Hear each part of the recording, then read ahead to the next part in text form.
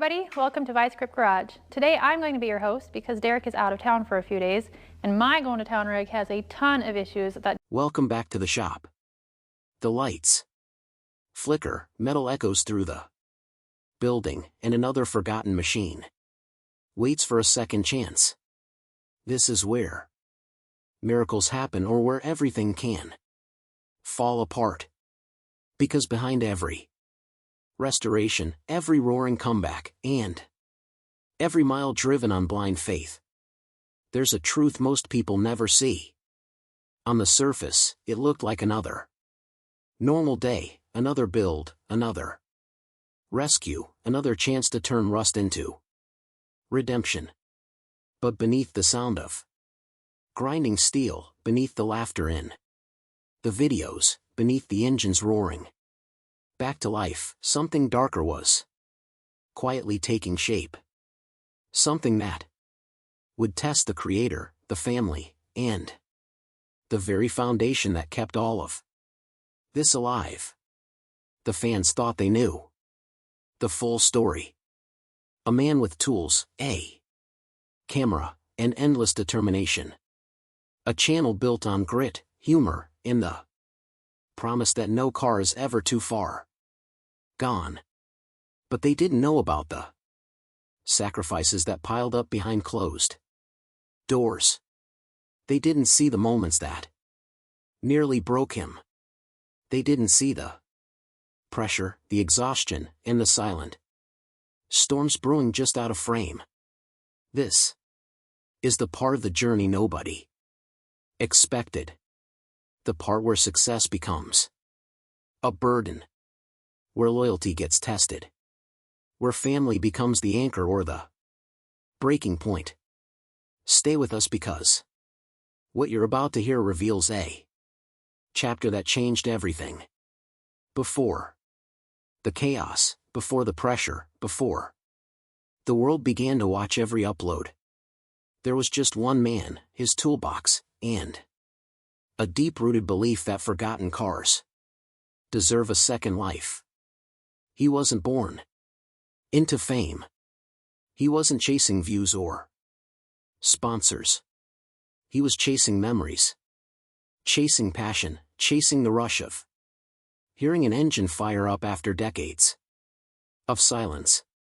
The creator at the heart of this journey built his channel from nothing but determination. His charisma didn't come from flashy edits or expensive equipment. It came from authenticity, from being real, from speaking the language of rusted bolts and seized engines. It was a language people understood because it reminded them of their own fathers, brothers, uncles, and friends who spent their lives under the hood of a car. He earned fans slowly, one project at a time. A budget rescue here or roadside revival there. He became known for taking the forgotten, the unwanted, the nearly dead, and breathing life into them with humor, grit, and a stubborn refusal to quit. His channel didn't just grow, it exploded. Millions started watching. Comments poured in. People saw him as a symbol of resilience. But even as the fame built up, something else was building too. Something heavier. Something that didn't show up on camera. Because behind every successful creator is a price being paid.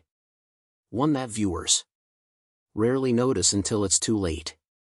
While the audience admired the builds, the engine swaps, and the long-shot rescues, they didn't see the person who quietly kept the entire machine running. His wife wasn't just beside him.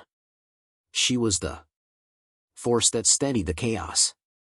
The silent strength that turned a one-man dream into a family operation. She wasn't a background character. She was the logistics mastermind. The planner, the organizer. The one who made sure that every part, every tool, every camera battery, and Every schedule stayed aligned. She managed the home while he managed the projects. She packed for road trips, prepped the kids, handled meals, planned routes, and knew exactly where every essential item was before a rescue mission began. What the viewers saw was a smooth process. What they didn't see was the late-night planning, the sacrificed sleep, the countless decisions she made so he could focus on bringing dead cars back to life.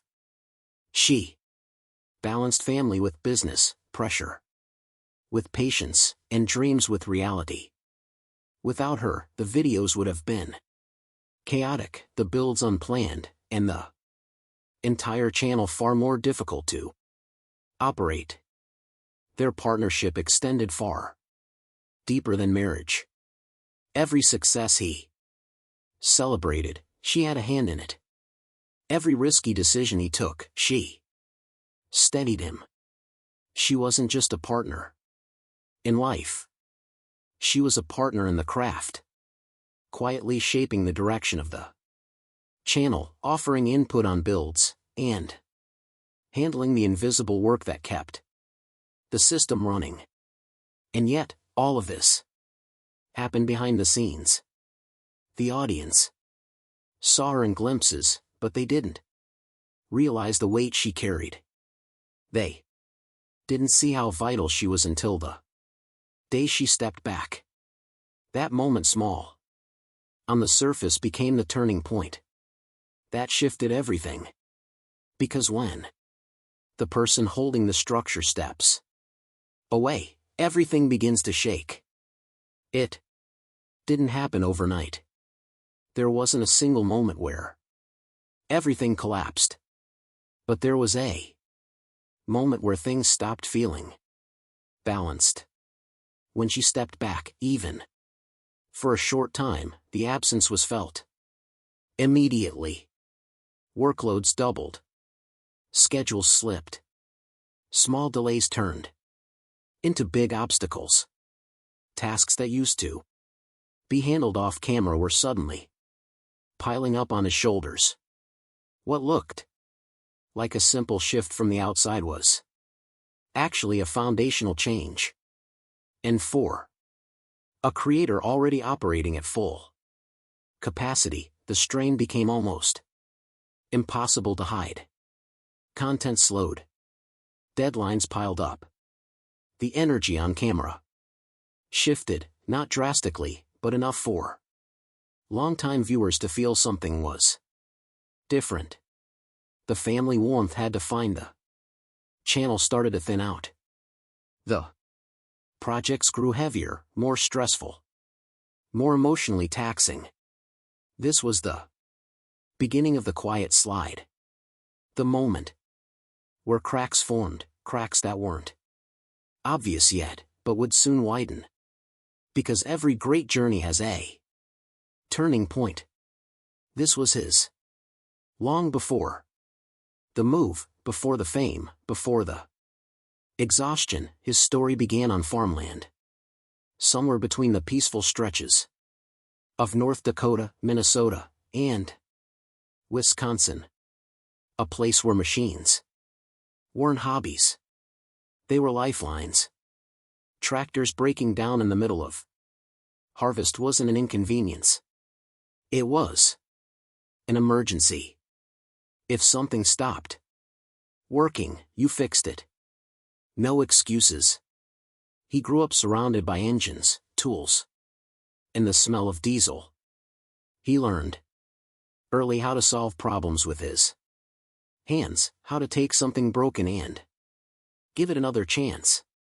That lifestyle shaped him long before he ever touched a camera. As he got older, he transitioned into the world of auto repair and eventually corporate jobs. Stability replaced passion. Paychecks replaced projects. But deep inside, something kept tugging at him. The desire to create, to restore, to build. That spark never died. So one day, armed with nothing but a taped-up smartphone, shaky lighting, and a garage full of rust, he filmed his first YouTube video. No script, no fancy gear, just honesty and grit. The rough edges became part of his charm. He wasn't pretending to be perfect. He was showing real struggle in real time. Slowly the channel began to grow. People connected with the simplicity, the authenticity, the unpolished reality. They saw themselves in him. Someone trying to make something out of nothing. Someone who didn't give up when a bolt broke or when a starter failed. Someone who kept pushing because that's all he knew. And that was the beginning of Vice Grip Garage. Not born from fame, but from a lifelong love of hard work and forgotten machines. Every creator has a rise, but his wasn't effortless. It was built on sweat, busted knuckles, and near impossible rescues. He didn't chase exotic supercars or shiny restorations. He chased life in rust buckets the world had already given up on. Budget builds, roadside revivals, barn finds buried under decades of dust. Each project was more than content. It was a symbol of hope for anyone who ever wondered whether an old dream could be brought back to life. People love the way he explained things. Simple, clear, and often mixed with humor. They love the chaos, the uncertainty, the feeling that this might actually not work, but he's going to try anyway. But with every viral video came more pressure. Deadlines tightened. Expectations rose. The audience grew. From thousands to millions. Sponsors came knocking. Schedules filled. Overnight, the garage lights stayed on longer. Some nights they never turned off at all. The grind was relentless. Long drives to pick up cars. Miles of towing. Filming, editing, publishing. It never stopped. The rust he removed from old cars mirrored the exhaustion creeping into his life. But he kept going because the rise was addictive. Because the community was supportive. Because every engine that roared back to life was a reminder of why he started. He was climbing fast. But the higher you climb, the harder the world pushes back. Success looks glamorous from a distance. But up close it has sharp edges. The creator often talked about working 7 days a week, sometimes 14 hours a day. Stretch. The long road trips between shops became routine. Meal times blurred.